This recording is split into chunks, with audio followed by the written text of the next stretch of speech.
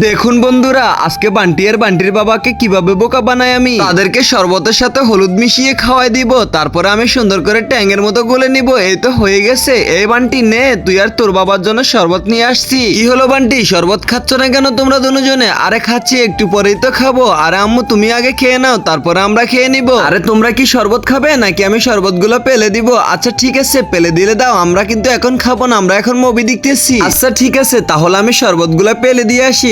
তার আগে বন্ধুরা, হিন্দুরা নাকি বলে তারা শ্রেষ্ঠ। আজকে দেখবো এই আল্লাহর ছবিটির জন্য ভিডিও থেকে লাইক এবং চ্যানেলকে সাবস্ক্রাইব করো। যদি তোমরা লাইক সাবস্ক্রাইব না করো তাহলে আজকে হিন্দু মানুষেরা জিতে যাবে। তাই লাইক সাবস্ক্রাইব করে তোমার কমেন্টে নাম লিখে যাও, ইনশাআল্লাহ মুসলিম জিতবে। আরে আরে শরবত কই গেল এখান থেকে? আমরা তো শরবত খাবো বলছিলাম। আচ্ছা নিয়ে আসো তুমি। ওরা তো শরবত খাবে বললো, একটু ভালো করে মিক্স করে দিই। এই তো হয়ে গেছে। আরে বান্টি নাও, তোমরা ভালো করে খেয়ে নাও। আরে ওরা খাচ্ছে না কেন? কিছুই তো বুঝতে পারতেছি না, দুজনে কি আমার চালাকি বুঝে গেল? আরে খাচ্ছে না কেন? বান্টিও তো খাচ্ছে না। আর জোর করে আমি খাওয়াই দিব। তাড়াতাড়ি করে খেয়ে নাও। ওরে বাপরে, শরবতের সাথে মনে হয় বিষ মিশানো। আমি তাড়াতাড়ি রেখে এখান থেকে ভাগি। আরে তাড়াতাড়ি ভাগো।